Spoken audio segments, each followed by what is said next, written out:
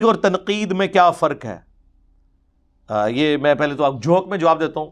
تبلیغ یہ ہے کہ اگر آپ اپنے بابے کی بات کر رہے ہو تو وہ تبلیغ ہے، اور دوسرے بابے کی اگر آپ غلطی ہائی لائٹ کر رہے ہیں تو یہ اعلیٰ درجے کی تبلیغ ہے، اور اپنے بابے کا بلنڈر بھی چھپا لیں تو یہ اعلیٰ درجے کی تبلیغ ہے، اور اپنے بابے کی غلطی کا بیان کرنا تنقید ہے. دوسرے بابے کی غلطی بیان کرنا تبلیغ، اپنے بابے کی غلطی بیان کرنا تنقید. اے میرے کو فرشتہ دے پٹھے پٹھے جواب دے. تو یہی کر رہے ہیں نا. دیوبندی کا المحند کو بیان کر کے بریلویوں کو شیطانی لشکر اور علماء دیوبند کو رضی اللہ عنہم کہنا تبلیغ. لیکن دیوبندیوں کا یہ کچھ کہنا بریلویوں کے نزدیک تنقید، اور بریلویوں کا حسام الحرمین پڑھ کے دیوبند کو کافر کہنا تبلیغ، اور دیوبندیوں کے نزدیک یہ تنقید. تو سارے ہی کر رہے ہو.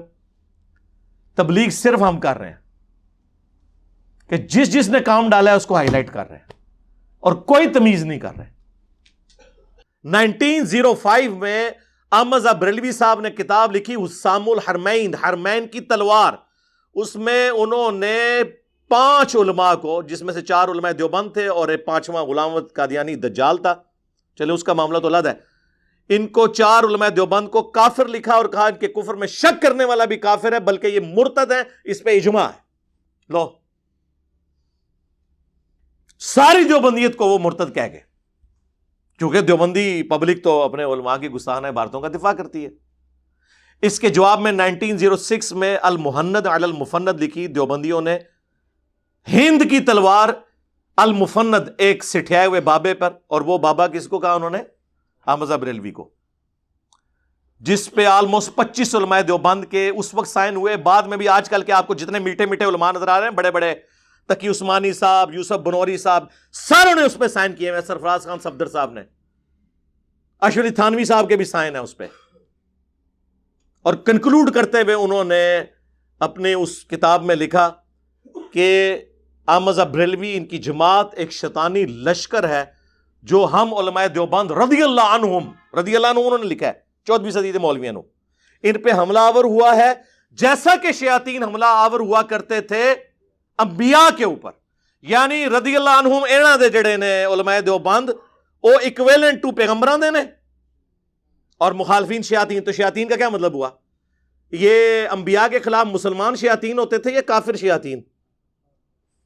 کافر شیاطین. تو ان کو کافر کہہ دیا. بڑوں نے بڑوں کو نکالا ہوا ہے، چھوٹے چھوٹوں کو کیسے مانے؟ پورا سلیبس ان کا چینج ہونے والا ہوا ہے.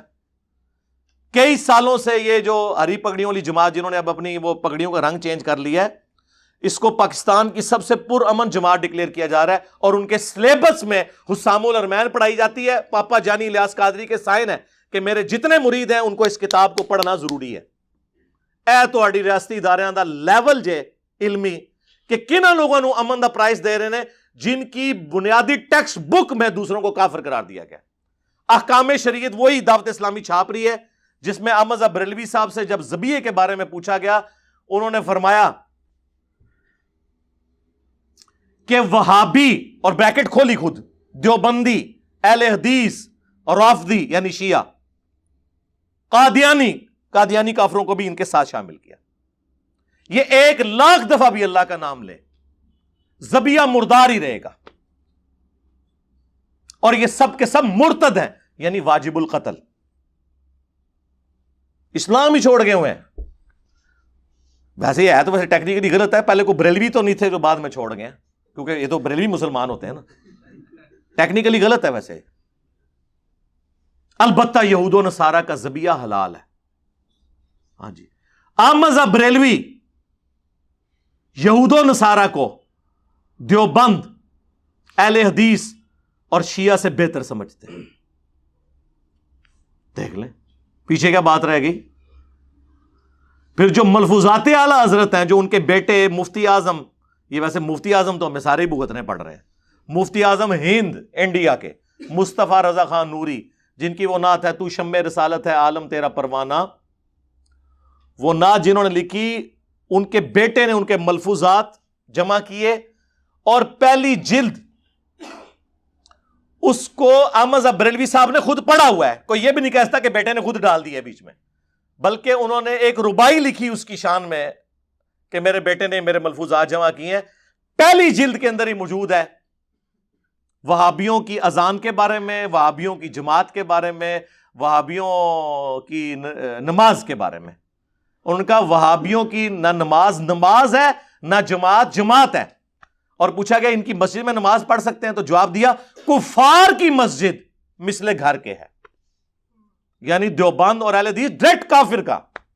ویسے سلوٹ ہے، ایسے شیر دلیر بندہ سے جو اندر سے باہر کاٹ دیتا۔ اور کہا اذان، تو کہا ان کی اذان بھی نماز اور جماعت کی طرح باطل ہے۔ بالکل لاجیکلی، جس کی نماز ہی فارغ تو اذان بھی اس کی فارغ ہوگی۔ البتہ جب یہ اللہ کا نام لیں یا نبی صلی اللہ علیہ وآلہ وسلم کا نام آئے تو آپ احتراماً عز وجل اور صلی اللہ علیہ وآلہ وسلم کہہ لیں، ورنہ ان کی اذان کوئی نہیں ہے۔ اور تو سر وہی تو ہمارے خادم رضوی صاحب رحمہ اللہ تعالی، انہوں نے مزار اقبال پہ 9 نومبر میں مغرب کی یا عصر کی اذان تھی دیوبندیوں کی، تو اہل حدیث تو آپ سمجھ لیں وہ تو بہت ہی ان کے نزدیک گئے گزرے نا۔ تو انہوں نے اذان جب شروع ہوئی انہوں نے کہا جی چلو جی اٹھو جی، اس اذان کا کیڑا احترام ہے، اے وابی تے سوراں دے سور نے، ہاں سوراں دے سور۔ اور مرتے دم تک انہوں نے رجوع نہیں کیا اپنی اس بات سے، کیونکہ وہ جنرلی سمجھتے تھے کہ جب اعلیٰ حضرت کہہ رہے ہیں، اور یہ اتنی ٹیکنیکل انہوں نے گالی دی، آپ سوچ نہیں سکتے۔ سوراں دے سور کا مطلب یہ ہے کہ جس طرح مخلوق میں بدترین جانور، اس حوالے سے کہ وہ حرام ہے، ویسے یہ نہیں ہے کہ کوئی اللہ نے اسے بے مقصد پیدا کیا، نعوذ باللہ، اس کا بھی ایک مقصد ہے۔ جس طرح بدترین جانور نجس سور ہے، خنزیر ہے، اس طرح فرقوں میں سب سے زیادہ، انسانیت میں سب سے زیادہ نجس یہود و نصارہ نہیں ہے، وہابی ہیں۔ اسی لیے یہ لوگ تو، کوئی وہابی کو رفع الیدین والا چلا جائے تو یہ تو کسی زمانے میں مسجدیں دھلایا کرتے تھے جی، ابھی بھی خیر بہت، لیکن اب بہت کم ہے، کافی بہتری آ چکی ہے۔ یہ ان لوگوں کا حال ہے، کس کس چیز کا رونا رویا جائے۔ یہاں پہ آپ دیکھیں، او جی نبی علیہ السلام کی خواب میں زیارت ہو گئی جی، فلانا بخشا گیا، اسی کو جا کے کہو کہ جناب سانو زیارت ہوئی کہ فلانا بھی بخشا گیا جائے، وہ کہہ رہے ہیں خوابوں میں تو دین نہیں ہوتا۔ ہاں ہمارے ایک بہت قریبی دوست، میں اب نام نہیں لیتا، نام لیے بغیر، اشارہ دیے بغیر میں آپ کو بتاؤں، وہ پاکستان کے ایک بہت بڑے عالم دین کے پاس بیٹھے ہوئے تھے، جنہوں نے اپنی کسی ویڈیو میں اپنے کسی چاہنے والے کے بارے میں کہا کہ نبی علیہ السلام کی خواب میں زیارت ہوئی ہے اور حضور نے بشارت دے دی کہ جنت میں پہنچ گیا۔ اس نے وہاں بیٹھے جب میرے بارے میں ان سے ڈسکشن کی تو انہوں نے کہا باتیں وہ ٹھیک کرتا ہے لیکن بزرگوں کا گستاخ ہے، تم بریلوی ہونا چاہتے ہو بریلوی ہو جاؤ، دیوبندی ہونا چاہتے ہو دیوبندی ہو جاؤ، اہل حدیث ہونا چاہتے ہو اہل حدیث ہو جاؤ، شیعہ ہونا چاہتے ہو شیعہ ہو جاتے ہو، لیکن علی کے ساتھ نہ لگو۔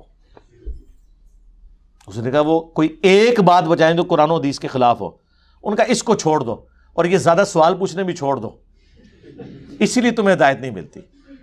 اس نے کہا حضرت میں تو آپ کے ساتھ لگ کے میں نے نماز روزہ شروع کی، میں تو اللہ سے بھی ناواقف تھا، اب آپ اس طرح کی باتیں تو نہ کریں، آپ کے بارے میں تو اس وقت دوسرے لوگ بھی یہی کہتے تھے تم، لیکن میں آپ کے ساتھ لگا رہا، اب آپ بتائیں علی بھائی کی کوئی بات غلط ہو۔ انہوں نے کہا نہیں۔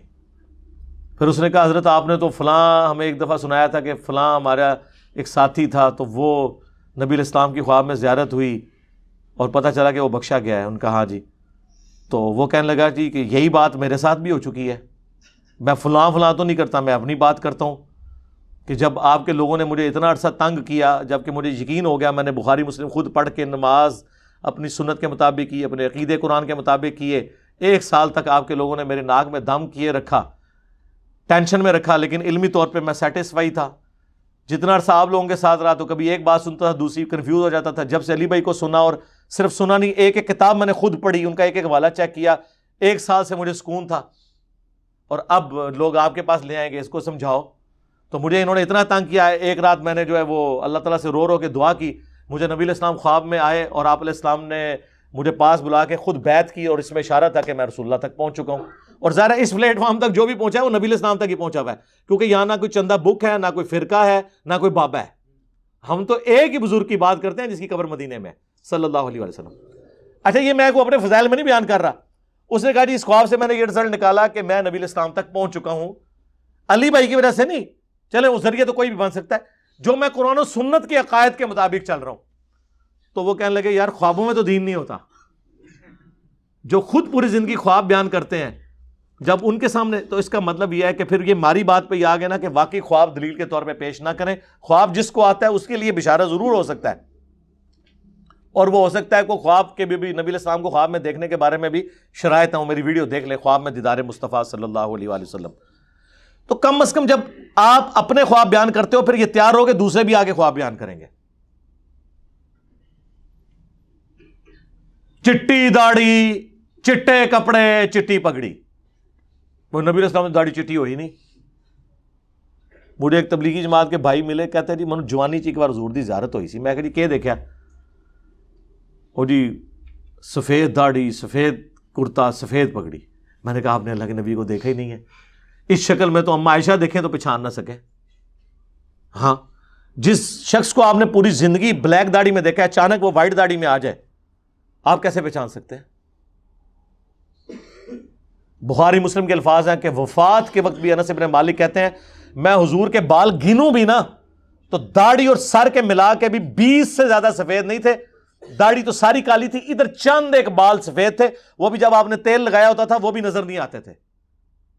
تو حضور کی داڑھی تو سفید ہوئی نہیں ہے. جب میں نے اسے یہ بتایا, میں نے کہا بخاری مسلم بتا رہی ہے تم نے تو اللہ کے نبی کو دیکھا ہی نہیں ہے. وہ تو شیطان کسی اور شکل میں آ کے تمہیں ورگلا کے چلا گیا, رسول اللہ کی شکل میں تو وہ آیا ہی نہیں ہے نا, کیونکہ حضور نے تو فرمایا میری شکل میں شیطان نہیں آ سکتا. تو حضور کی شکل میں تو آیا بھی نہیں نا. انہیں پوری زندگی وہ لا چھڑی تھے خواب پیچھے ہی. یقین کرو اس دعوت حق کے بارے میں اتنے خواب ہیں کہ پوری کتاب لکھی جا سکتی ہے, ایک پمفلٹ بھی آ سکتا ہے. اور 5C, ہاں ویسے 5C لادا سے میں نے بنایا ہوا ہے, لیکن جتنا 5B تو انہوں برا لگتا ہے نا, اس تو زیادہ پیڑا ہوئے گا تو 5C لکھ دیتا تھے. لیکن نہیں, چونکہ ہم نے دلائل ہی قرآن و سنت رکھے ہیں, اس چیز کی کوئی حیثیت نہیں ہے کہ کسی کو کوئی بشارت مل رہی ہے نہیں مل رہی. جب ہم آپ کے جھوٹے خواب ماننے کے لیے تیار نہیں ہیں, ہم اپنے سچے خواب بھی آپ کو بتانے کے لیے تیار نہیں ہیں, اس لیے کہ ہم نے اس کی بنیاد رکھی نہیں ہے, ورنہ تو پنڈورا باکس کھل جائے گا. ٹھیک ہوگا جی. اللہم انی اسألک بانک انت اللہ لا الہ الا انت الاحد الصمد الذی لم یلد ولم یولد ولم یکن لہ کفوا احد والہکم الہ واحد لا الہ الا هو الرحمن الرحیم الف لام میم اللہ لا الہ الا هو الحی القیوم حسبنا اللہ ونعم الوکیل یا حی یا قیوم برحمتک استغیث ولا حول ولا قوة الا باللہ العلی العظیم لا الہ الا انت سبحانک انی کنت من الظالمین. اللہم صلی علی محمد وعلی آل محمد. اللہم ربنا آتنا فی الدنیا حسنہ وفی الآخرۃ حسنۃ وقنا عذاب النار. ربنا آتنا من لدنک رحمہ وہیئ لنا من امرنا رشدا. اے اللہ جن جن بھلائیوں کا سوال تیرے محبوب علیہ السلام نے تجھ سے کیا, ہمارے حق میں, ہمارے ماں باپ کے حق میں, ہمارے بیوی بچوں کے حق میں, پوری امت کے حق میں قبول و منظور فرما. جن جن چیزوں کے شر سے تیرے محبوب علیہ السلام نے تیری پناہ طلب کی, ہمیں, ہمارے ماں باپ کو, پوری امت کو ان چیزوں کے شر سے اپنی پناہ عطا فرما. اللہم اغفر لحینا و میتنا و شاہدنا و غائبنا و صغیرنا و کبیرنا و ذکرنا و انثانا. اللہم من احییتہ منا فاحیہ علی الاسلام ومن توفیتہ منا فتوفہ علی الایمان. اے اللہ پوری دنیا میں مسلمان جہاں کہیں بھی مظلومیت کی زندگی گزار رہے ہیں, کشمیر میں, فلسطین میں, عراق میں, افغانستان میں, چائنا میں, پاکستان میں, اے اللہ غیب سے ان کی عزت آبرو جان مال کی حفاظت فرما. اے اللہ ہمارے ملک پاکستان کی خیر فرما, پورے عالم اسلام کی خیر فرما, اندرونی اور بیرونی خطرات سے محفوظ فرما. حاضرین کے دلوں میں جو جو نیک اور جائز دعائیں ہیں اے اللہ قبول منظور فرما. حاضرین کے جو چھوٹے بڑے رشتہ دار فوت ہو چکے اے اللہ ان کی مغفرت فرما, جو بچ گئے ہیں انہیں قبر و آخرت کی تیاری کرنے کی توفیق عطا فرما. حاضرین کے رزق میں برکت عطا فرما.